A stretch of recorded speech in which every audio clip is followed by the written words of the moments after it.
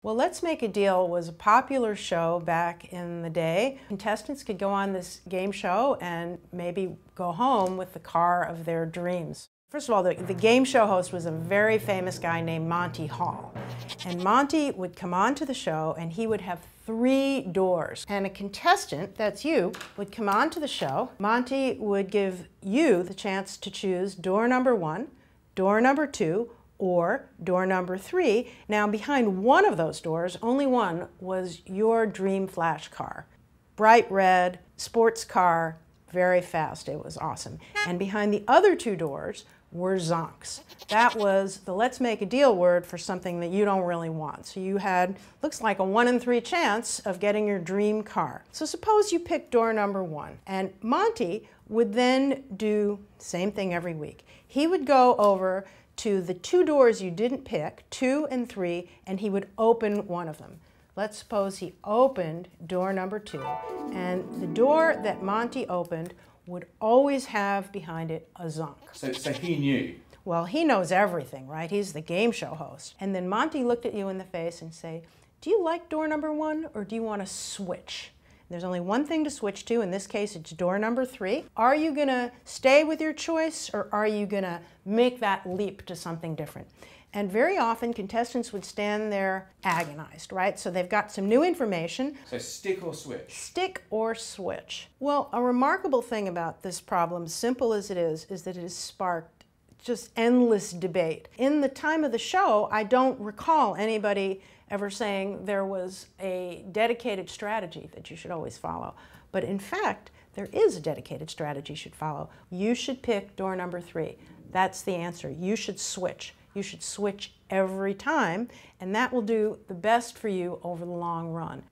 So there is a 1/3 chance that the car is behind the door you picked initially. That means there must be a 2/3 chance, much greater, twice as big, the car is somewhere else. And since we know that somewhere else cannot be door number 2, because Monty showed us that, it's got to be over here. So this is what you should choose. You should switch. Twice as likely to have the car behind the door that you didn't pick as the door that you did. A 2/3 probability to a 1/3 probability. Now if you switch, are you guaranteed to win? Absolutely not.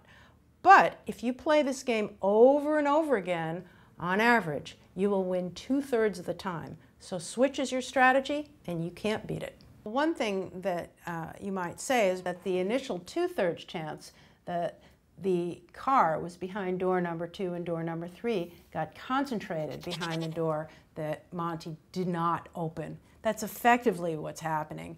That's intuitively what's happening, and that, in fact, is what the mathematics shows is happening. Now, there is a way to see that in kind of a more grand way. If we imagine not having 3 doors, but we imagine having 100 doors. And let's imagine that we're playing the same kind of game. We have Monty over here. He is going to give you an opportunity to pick a door, and your dream flash car is behind one of these 100 doors, but there are 99 zonks all behind the other doors. Now, what is it that you're going to do? Well, you're going to pick a door. Say again, you pick door number 1. Now, you're feeling a little bit different than you might have felt in the case where there were 3 doors, because there you thought, wow, I've got a 1 in 3 chance. Here you're thinking, I've got a 1 in 100 chance. I'm not going to get that car. It's not behind door number 1. It's probably behind one of the other 99 doors. What Monty does is he opens 98 of those 99 doors. He shows you 98 zonks, and he asks you, now, do you want to switch?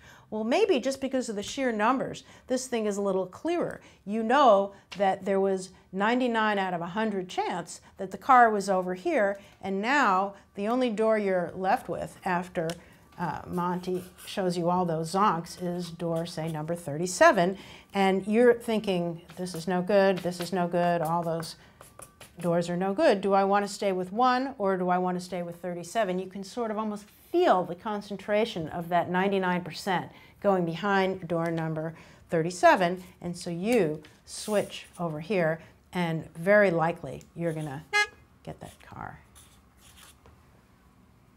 and drive away. I like your card drawing. Well, thank you.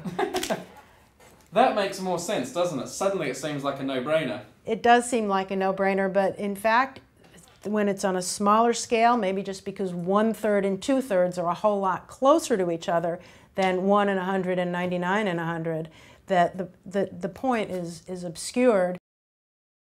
X and Y is the probability of X given that Y happens, given that you know he opened door number 2, what's the probability of the car's there, times the probability of Y happening by itself.